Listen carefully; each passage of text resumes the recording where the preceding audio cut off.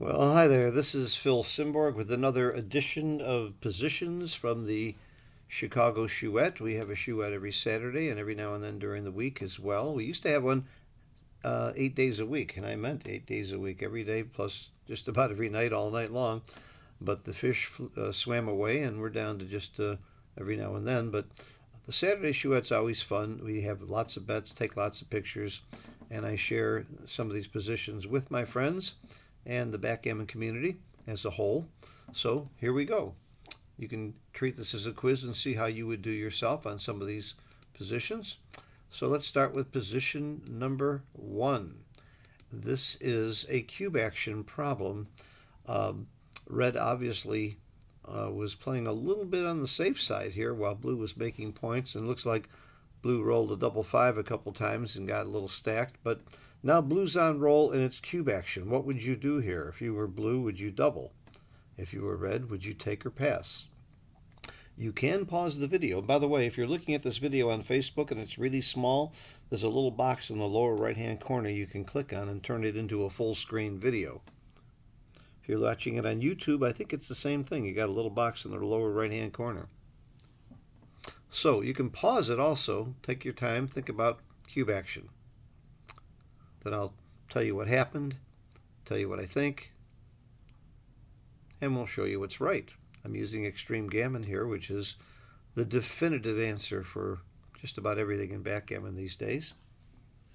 Okay, over the board, the box, which is the guy who's playing alone in the chouette, doubled everybody, and everybody passed except for one guy. Actually, it was Herb Roman. Took this, and we play that if one person takes and the rest drop, you can offer extras. We all offered extras, and Herb did not have the conviction to take the extras, which means he would be paid a point by everybody on the outside to take a 2 cube, and he decided to go ahead and drop it, but he thought it was a take. What do you think? Well, the answer is it is a take. Herb was right. He should have stuck with his convictions. And by the way, if you do take when it's really a take and you're paid a point to take a cube, you will come out ahead mathematically, assuming that everybody plays reasonably well. It's actually a pretty big take. It's a very ugly position for red to play. He's got a lousy game, but he's got still plenty of game left where he's going to win this game about 32% of the time. Yeah, he gets gammoned 23%, but there's enough value in here even after getting gammoned 23%. Don't forget he wins gammons about 6.5% of the time. There's enough to take this cube. I didn't think so. I was one of the ones that dropped it and gave extras. So that's a -1 for me, a big +1 for Herb, but not a big +1 because he didn't take the extras. And you can score yourself. Let's go to number 2, problem number 2. This is a very simple, very, very common problem. Hit, no hit. Red is holding a 2 cube. These are all money games. And blue is on roll, and blue has a 5-1. Blue obviously can play quietly and safely. And there's one way to play very safely is to play 13-7. Move this checker from here to here. Another possibility is to bring these 2 checkers in safely. Or another possibility is to hit with the 1. And then the 5 is optional of how you would play it, but I think it's pretty clear if you hit, you're bringing the 5 down so you get double coverage. There's no point in just breaking this 5 and only getting single coverage and leaving 1 blot. You may as well have the coverage. So those are the plays. Do you hit or not?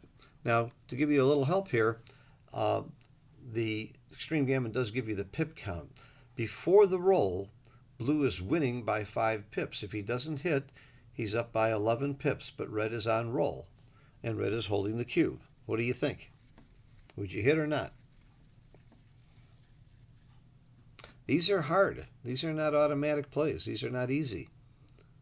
Well, over the board, the player did not hit, and he was wrong. A hit here is very, very right, as you will see.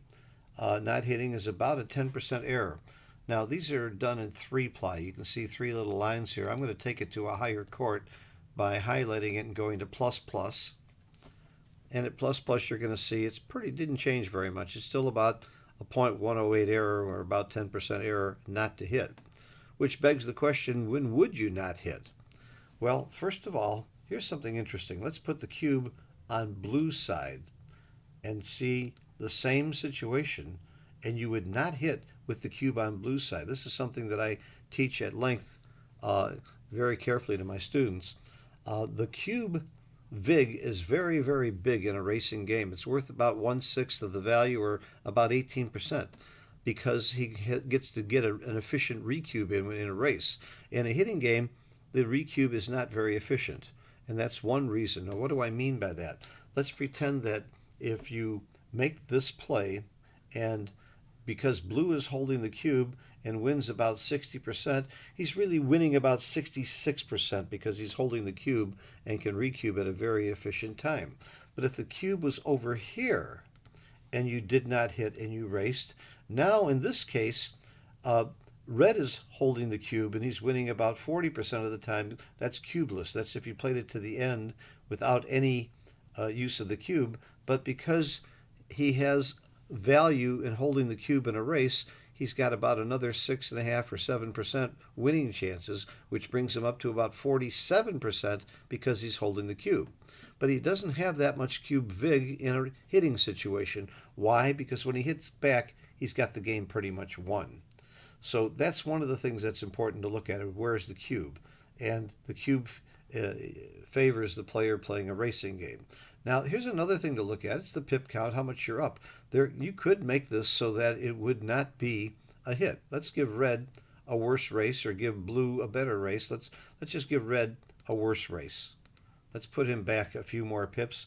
Now, it would be wrong to hit by a tremendous amount, because now you're up 12, you're up 18 pips in a 56 pip race. After the roll, it would be 56 pips, and you're up a tremendous amount. So there's going to be some point where it's going to be close. We're getting closer. And now we're hitting.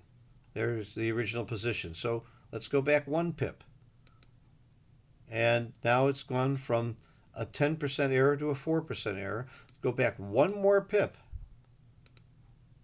And now it's slightly better not to hit. So look at this, 1-2 pips difference. How many people are able to see over the board this 2 pip difference? I wish I could give you a formula. I wish I could say that when you're up 10% or 12% or whatever, it's better to hit than the race, but it isn't that easy. It depends on how long the race is. It depends on what your distribution is when you hit or don't hit.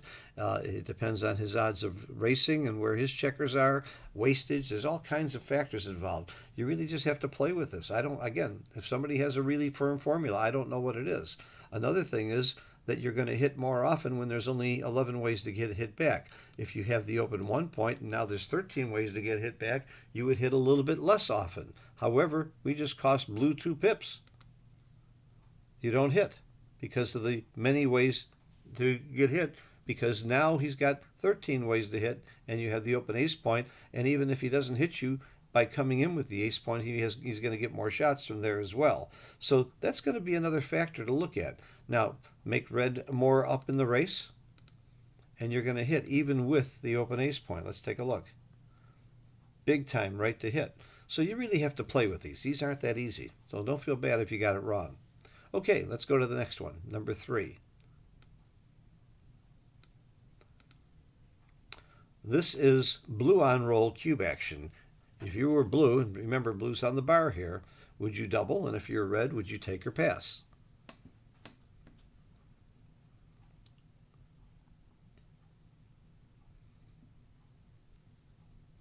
Okay, well, blue doubled this, and some people didn't take, and some people did take.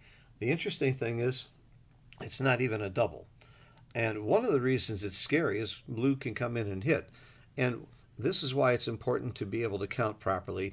I think people misinterpreted how often blue comes in and hits this checker. It's not as often as you think. This is not a double. But with help from my good friend and student Robert Urquhart, we came up with a formula. Robert basically came up with the idea, and I helped him perfect it, where you can count very quickly how many times you get shots here. Now, the old way is you would say, okay, I can hit him with a 1 plus a 5 and a 1 plus a 4 and a 3 plus a 5 and a 3 plus a 4 and a 4 plus a double 4 and a 5 plus a 4 and you could count it that way. But Bob and I came up with a really good formula. I call it the Urquhart, the off the bar counting method.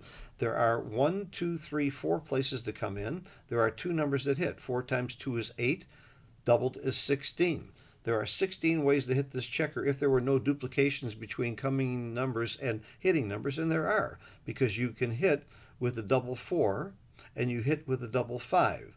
So two of the numbers are doubles that duplicate, and you square that. 2 times 2 is 4, and you take 4 from 16, and you would instantly know there are 12 ways to hit this checker.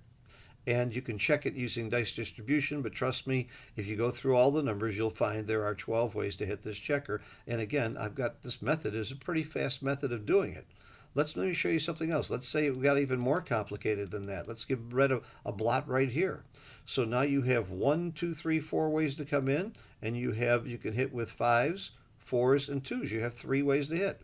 4 times 3 is 12. Doubled is 24. What's duplicated? Again, double 5 and double 4 are duplicated is 4, so there are 20 ways to hit either this checker or this checker. So again, look how much faster that would be than trying to go through all the numbers that hit this checker and that checker. It's a really great system. It gets a little bit more complicated when you have a direct shot and when you have indirects from the bar and so on, but basically those numbers work very, very well. Let's go back to the original position though. In the original position, it was not a double. It is a mistake to double, and again, some people drop this cube. That tells us why it's a great idea to use Woolsey's Law. You ask yourself, if I were Red, would I take or drop? And if you are not sure at all about the take, then give the cube. Although you should have been sure here. It's a huge error to drop this cube. Because even when Blue comes in and hits, Red still got some game. What if he rolls a 5-4 or a 2-1 or comes in and hits back with a 5, like a 1-5 or a 2-5? What if he comes in with a double 1 or a double 2? What if he dances and comes in a little bit later and makes this anchor, the high anchor? He's still got plenty of game left here and plenty of ways to win this game. And then, of course, there's some very fun things that can happen to Blue here, like rolling a double 2 or a double 6 or a 2-6. Have you seen this happen very often? Is it that odd? It seems to happen all the time to you when you're rolling, doesn't it? So Blue might even dance here, and then Red's got a hell of a game on his next roll. Matter of fact, let's see what happens when Red dances. That's the fun thing about XG. Let's change it that Blue dances rather, and now Red's on roll. Let's see what Red's equity is. He hasn't got a double, of course. Let's see what his equity is. It's a 50-50 game. So 4 rolls out of 36. This becomes a 50-50 game, and you're holding the cube. So that's something to consider. It's one of the possible things that is worth taking this cube. It's fun to hold the cube when you're 50-50, isn't it? Okay, let's go to the next one. The next one was a 3-1 play that Herb and I debated at length. We actually stopped arguing and bet on it. Red to play a 3-1. Red is holding the cube. He is trying to not get gammoned here. This game is pretty much lost. And so what do? How do you play the 3-1? Well, I didn't have the computer with me, so I do what we often do while we're playing. I texted it to Stick, because sometimes Stick is laying around the house and not playing tennis. It depends on what the weather is. And sometimes when he's laying around the house, he's even awake and at the computer, and he gives us back an answer so we can settle the bet right away. Stick found that the answer here was really close, and he rolled it out. But so the bet, we have a bet that when we make a bet, the difference has to be 0.020 or greater with plus in order for it to count. Otherwise, we call it a tie. So this one came out a tie with a rollout. I liked clearing the 4-point. I thought by clearing the 4-point, I'm going to hold a 4-point board longer. I'm less likely to crack the 5-point. Herb liked playing off the top and playing off the 5-point with one checker and then another checker 2-1. The answer, and I'll show you the rollout that Stick did, is that it isn't right to play off the 4-point. I was wrong, but not by enough to lose the bet. I was wrong by only 0.016. The best play is to play 2 checkers off the 5-point, which just totally blew my mind, because it looks to me like Blue will hit loose right now and have a shot at getting a second checker, which is everything that Blue wants. I just couldn't understand why you would volunteer And the answer is because you're going to hold the 4-point board longer. Maybe blue won't be able to hit you now. Maybe he won't roll a 4 or 5. And maybe even if he does, you don't roll a 2 and hit him back. Maybe you'll roll a 1 or you'll dance. And now you'll be able to hold your 4, 3, 2, and 1 points a lot longer this way. So it's telling you to take a little bit of a risk now and volunteer leaving a blot on this side of the board, which I don't think either Herb or I considered as the play. Herb's play was basically 5 to 1. Again, the difference in our two plays was less than .02. It was close enough not to matter. But this is how we do our betting, and this is why the game is so fascinating. You never done being amazed by the different plays and sometimes really surprised by the right play. We're learning a lot from XG every day. By the way, that's what makes Chouettes fun to me, not just playing for seeing who can win and who's the king of the mountain and the camaraderie and the screaming and yelling and fighting that we do. It's also learning, and we take pictures and put positions in. I often bring my computer to the game and we do it on the spot. Okay, let's go to the next one. I got two more. Number 4, red has a 3-1 to play here. Cube is in the center. There are a couple of options here. I'll let you figure out what the best options are and what you think should be right. And again, you can pause it if you want to take more time. What would you do here? Well, the player was strongly debating between hitting or making the 5-point. And I think those are the only two reasonable choices. It's usually right to hit on this side of the board. Making the 5-point is often right too. We have a saying that if you can make the 5-point, do it unless you can come up with a really, really good reason not to. Well, I think hitting's a pretty good reason not to.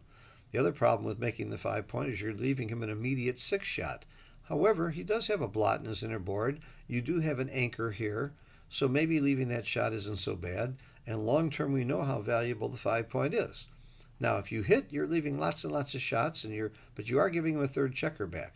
What do you think is right? Okay, making the 5-point is right. And it's right by quite a bit. And all of the reasons we talked about, making the 5-point is important. The fact that he's got the blot here, that you're keeping your anchor. The play of the hitting play, if you look at it, let's see what it looks like. I can click on final. There's a lot of return shots here. We can use my off-the-bar hitting program formula again. 1, 2, 3, 4 numbers that come in, 2 numbers that hit. 4 times 2 is 8, doubled is 16.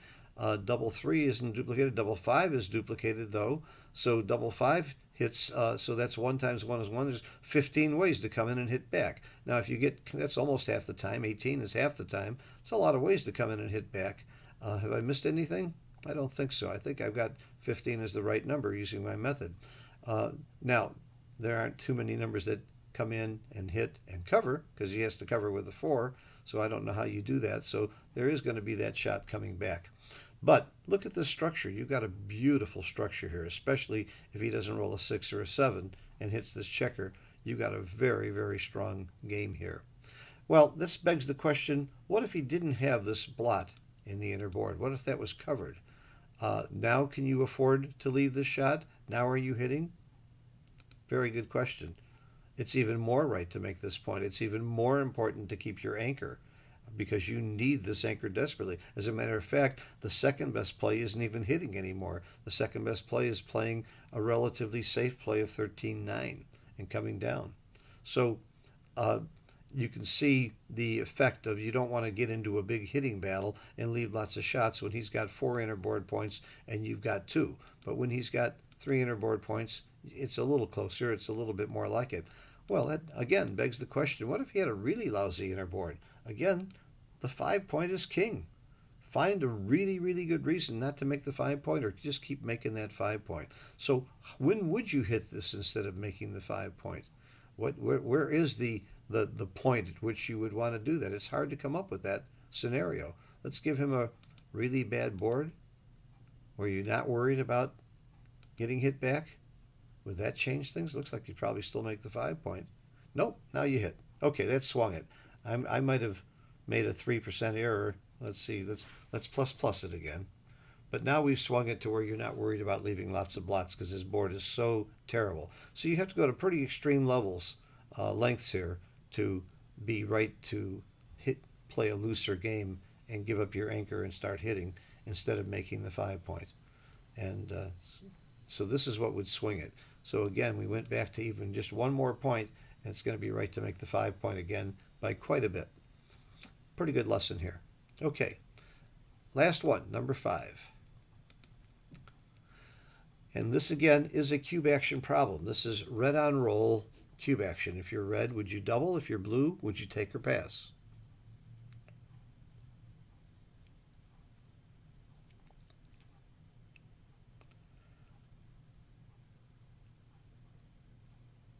Okay, if you use the process that we teach at the Backgammon Learning Center, and that is always start with Woolsey's Law, this is a no-brainer that it's a double because you shouldn't be even sure that this is a take. You're down 20 pips in the race.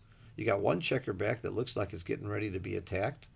You're going to have to get a shot and hit it, and you don't have that good a board. Red's got an anchor. It's hard to say whether or not blue's got a take or not. So this makes the cube action, it's easier to come up with the cube action on whether to double or not, because in order to double, all you have to do is not be sure that blue has a take. So this is a stone cold pass, by the way. This is not even a take. And people did miss this double over the board. They weren't sure this was even a double, because it looked like there's still a lot of game left for red to bring these two checkers around, and things can happen bad to red. Of course, you can always see the glass is half empty, but it's a blunder to take this cube. There's just too many gammons for red to win, and this blot in blue's board sure helps red to be able to attack if he has to hit loose, if he doesn't roll something really good and has to hit loose here. Let's, again, the way you really learn about positions is doing variations. Let's make blue not down so much in the race. Let's get rid of this blot. It's going to be an easy take. Not even a double. Just barely. It's on the edge of whether you could double or not. But it's a big difference to gain the pip count and to get rid of the blot. So let's not gain the pip count so much and just get rid of the blot. Now it's going to probably be a double and a take. Sure enough, big double, big take. So looking at, you got to look at the whole board and look at every feature, and this is what makes the game very, very interesting and not that easy. You've got to have some experience and some judgment, and you have to again, looking at these variables will help you understand these cube actions. Well, thanks for watching. If you are interested in pursuing a backgammon career and improving your game, we've got 15 teachers at the Backgammon Learning Center, all highly experienced, skilled, trained, and we've brought on several people to work with beginners at a much lower rate per hour so that we can bring more beginners into the game, and we hope you take advantage of us. Go to www.thebackgammonlearningcenter.com for more information. Thanks for watching. Bye-bye.